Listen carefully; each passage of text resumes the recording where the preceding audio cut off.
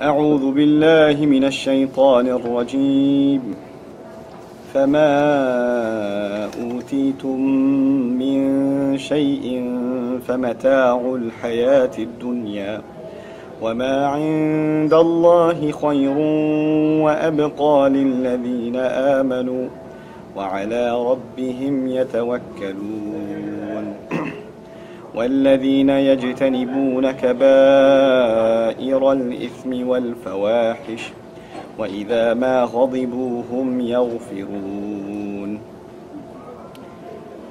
Alhamdulillah, wassalatu wassalamu ala rasulillah. Assalamu alaikum, Quran Weekly. Once again, a small reminder. I said 4 to 5 minutes last time, but I took 7, so I don't know what I can do this time. But I'll do my best to keep it short, bi'idhnillah. I want to talk to you today about controlling your temper and your anger. But I don't want to construct an argument for you from my own mind. I'd rather share with you how Allah Azza wa Jal brings the topic up and the way in which Allah Azza wa Jal connects different things together, so we can think about it from a really unique, really a divine perspective. The first thing Allah says is فَمَا أُوتِيتُم مِّن شَيْءٍ فَمَتَاعُ الْحَيَاةِ الدُّنْيَا, in the small passage. He says, whatever you've been given in this world, these are utilities of worldly life. In other words, these things are insignificant.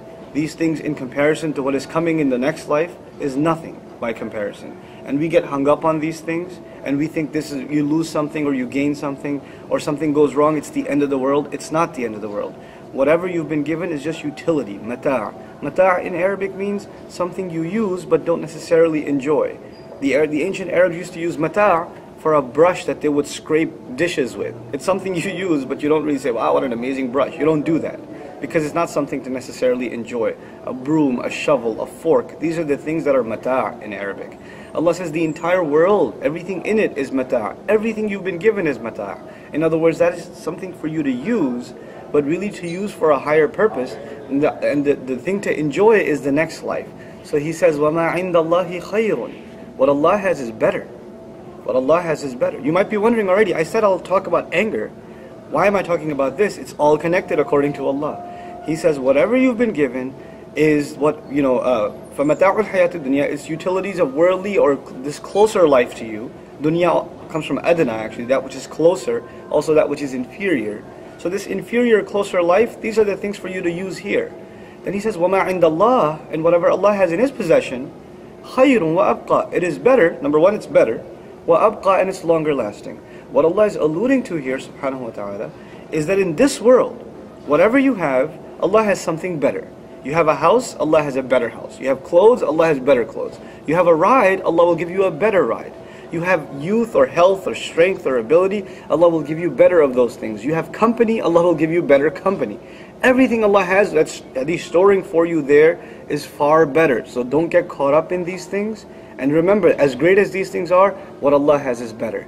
But He added another adjective. He said abqa, and comparatively much longer lasting. In other words, everything you have is temporary. You have a house, it starts deteriorating. You have health, it starts withering away. You have strength, it starts weakening. You have a car, a nice car, it starts getting problems. You have friends, they disappear, they move to other towns, or you drift away and you have your own lives. Everything you have in this life that you enjoy, it doesn't last. It doesn't last. So Allah says, why don't you work for something that A is better and B lasts longer? خَيْرٌ وَأَبْقَى. But for who? لِلَّذِينَ آمَنُوا, for those who really believe. And really, when Allah mentions believers, it's not just talking about belief in general, even though that's included. It's specific to the ayah. Who really believe that this stuff in this world is not as good as the stuff in the next. This is for those people.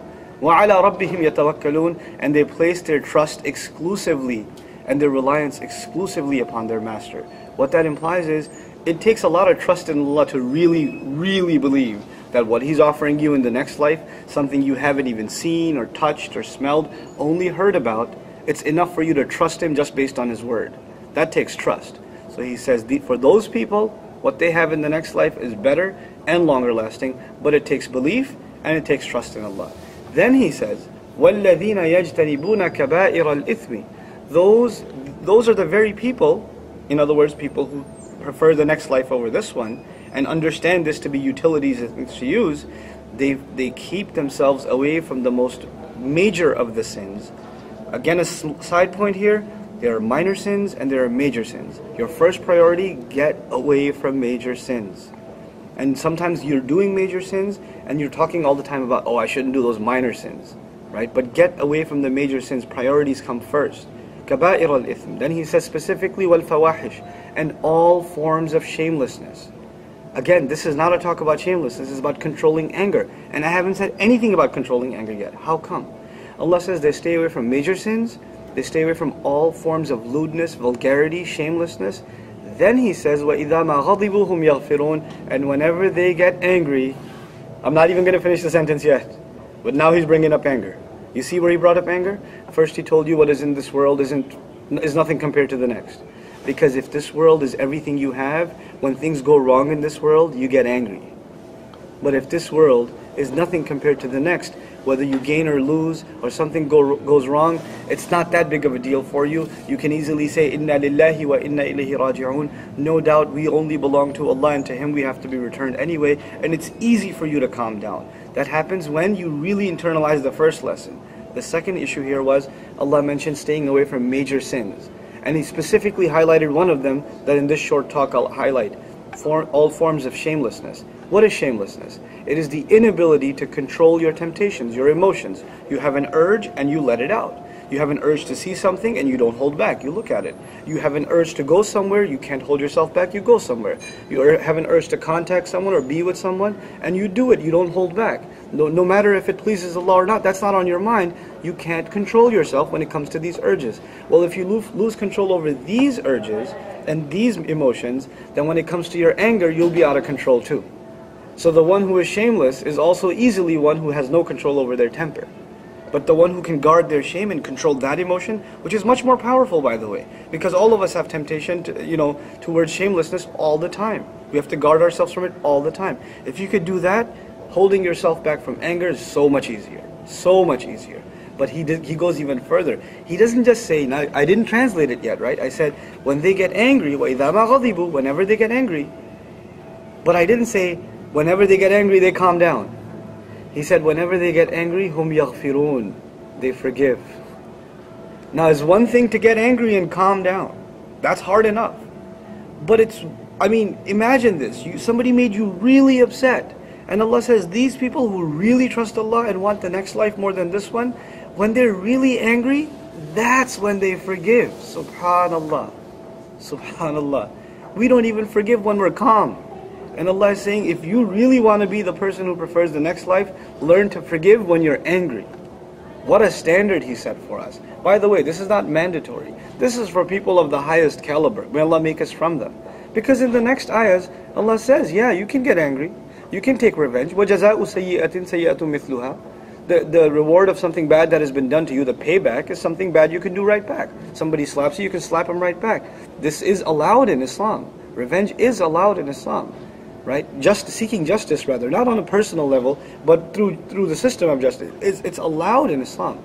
But Allah says, if you can still learn to forgive, فَمَنْ عَفَى وَأَصْلَحَ, if you can learn to forgive, lovingly forgive, and reconcile, and what's the previous ayah said, not just calm down from your anger, but forgive on top of that, then what's the reward? Why should I then not forgive instead of forgiving?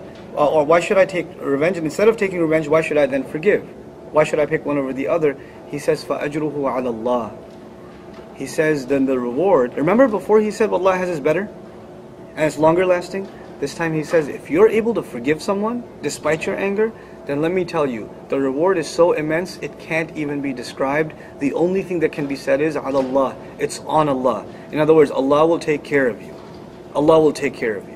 It's so undescribable. The only thing that can be said is, it is on Allah to take care of your rewards. SubhanAllah.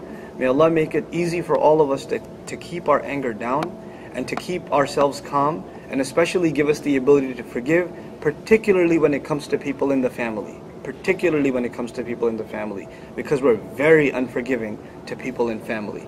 Barakallahu li wa lakum fil Qur'an al-Hakim wa nafa'ni wa iyyakum bil ayat wa dhikr al-Hakim.